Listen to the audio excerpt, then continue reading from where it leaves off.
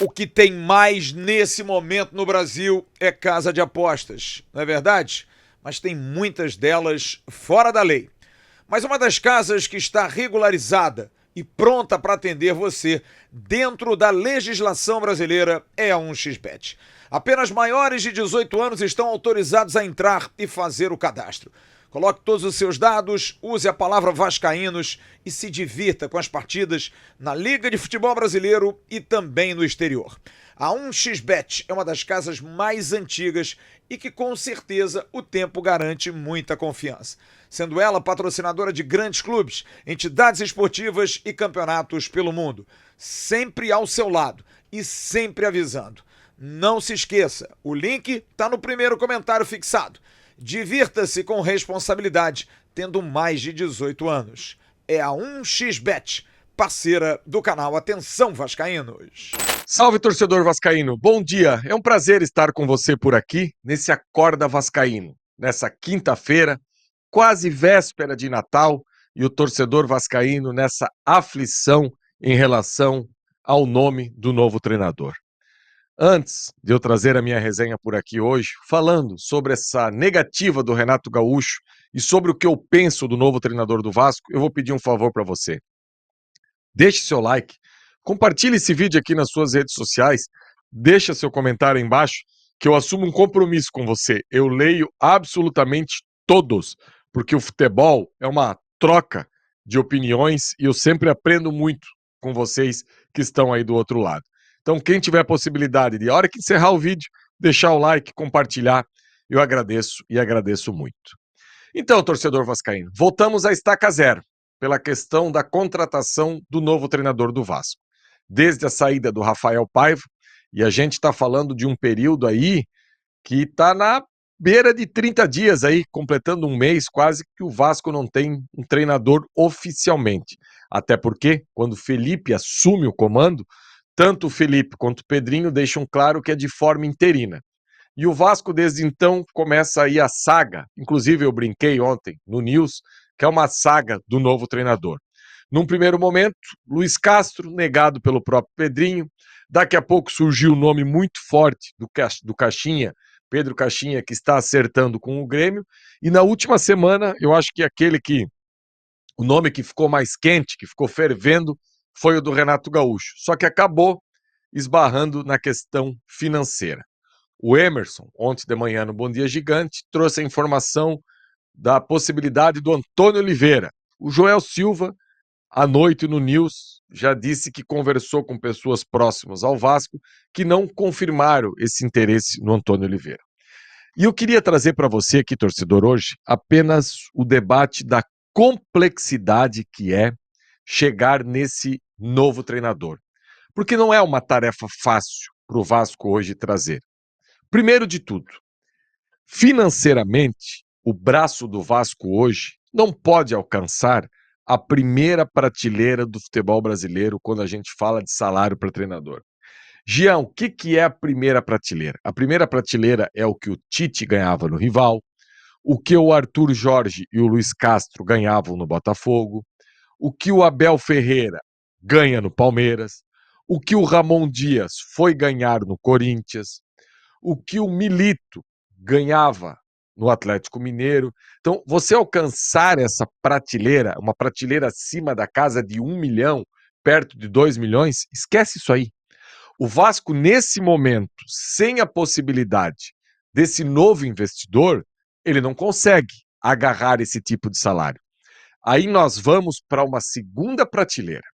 E se nessa primeira prateleira nada é unanimidade, a prateleira abaixo dessa vira uma terra de ninguém.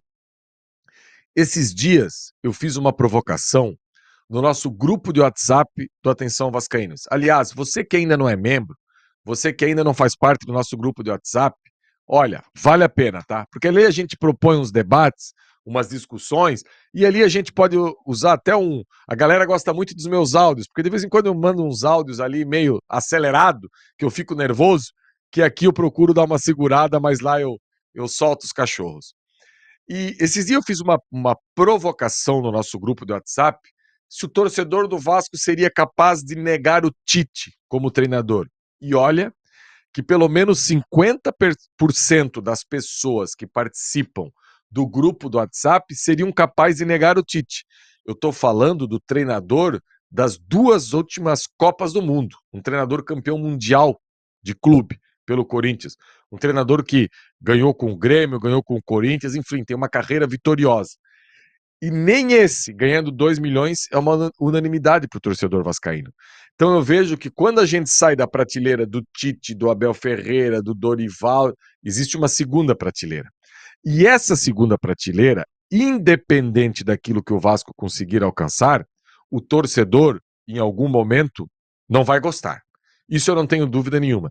Inclusive, eu tenho alguns questionamentos perante a opinião da torcida do Vasco. Por exemplo, eu percebo que o Caixinha teria uma boa aceitação, que o Antônio Oliveira já não teria essa boa aceitação.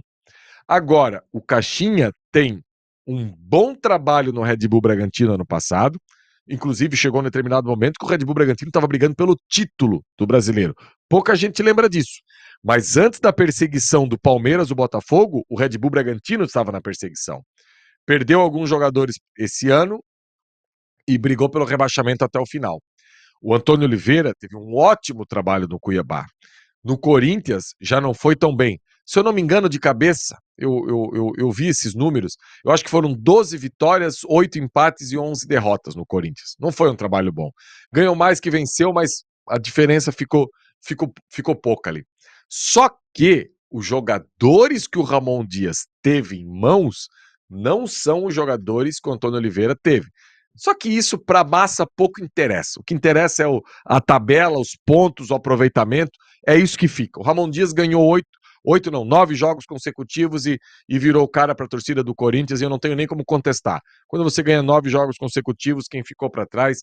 Mas eu como analista particularmente, eu vejo o Caixinha e o Antônio Oliveira aqui, na mesma prateleira. Tem a possibilidade do Gustavo Quinteiros, técnico, campeão argentino pelo Vélez, agora, final de semana, um cara que já foi campeão chileno, um cara que já foi campeão equatoriano, em que o Santos está muito forte em cima dele, já fez 2, 3 propostas, estava negociando, mas também existe essa possibilidade, quem sabe, do Vasco fazer uma proposta. Só que onde é que eu quero chegar? Nós temos a primeira questão que é do salário, que eu vejo que a gente não consegue colocar a mão lá em cima. E a outra, torcedor, é a questão do investidor. Porque eu vejo que todo treinador que assumir o Vasco, mesmo que não seja da primeira prateleira, um cara aí que ganha um salário de 1 milhão e pouco, ele vai colocar uma multa. Porque, por exemplo, o Flávio trouxe a informação na última segunda-feira que a questão da SAF, da venda para o Grego, tinha andado.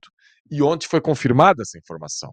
Flávio deixa claro, inclusive, que o Grego quer vir para o Brasil pelos seus negócios marítimos que ele tem, né, das suas empresas, além da SAF do Vasco, é óbvio. Ele estava negociando aí com a base do São Paulo, mas tinha essa possibilidade de comprar a SAF do Vasco também. Só que, vou dar um exemplo aqui, o Antônio Oliveira aceita o Vasco. Chutar números hipotéticos, 500 mil por mês. Ok. Assume, começa a treinar, pré-temporada, janeiro, o Vasco vende para o Grego. Quando você vende o clube para um bilionário que está com a sua equipe no G4 da Premier League, o Nottingham Forest, que lá na Grécia, o Olympiacos foi campeão ano passado, e que busca esse protagonismo, com todo o respeito do mundo ao Antônio Oliveira que eu tenho, que eu acho que é um cara que está começando no futebol, tem boas ideias, e daqui a pouco vai ser um cara da prateleira alta. Não é o técnico que o Marinakis vai querer no Vasco. O que vai acontecer com o Antônio Oliveira? Ele vai ser convidado a se retirar. E quando você é convidado a se retirar, você vai ter uma multa que ele vai colocar. Então, essa questão hoje de quem vai assumir o Vasco, enquanto não tiver uma definição de como fica a sociedade anônima do futebol do Vasco, é outro impeditivo. Desculpa, torcedor, eu tenho que trazer isso aqui para você. Não fica achando que Pedrinho, Marcelo Santana, Felipe. Os caras não estão trabalhando, estão demorando, estão de sacanagem, estão com isso. E eu não estou aqui para defender essa direção do Vasco. Inclusive, ontem à noite no News eu até fiz uma crítica ao Marcelo Santana, que eu acho que comunica pouco, tem que falar mais, tem que chegar mais perto do torcedor, tem que dizer o que está fazendo, o que está acontecendo. Mas eu tenho a empatia de me colocar no lugar deles e entender que o mercado olha para o Vasco hoje assim, ó. O mercado olha para o Vasco, será? Será? Até agora o salário estava em dia.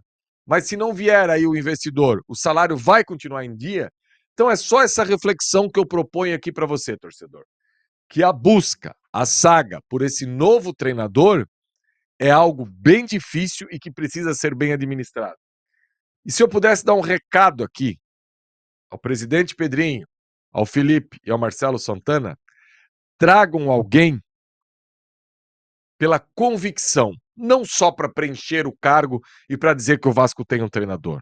Se for para esperar mais 2, 3 dias, eu, como analista, tenho que deixar isso claro para o torcedor do Vasco. Vale a pena.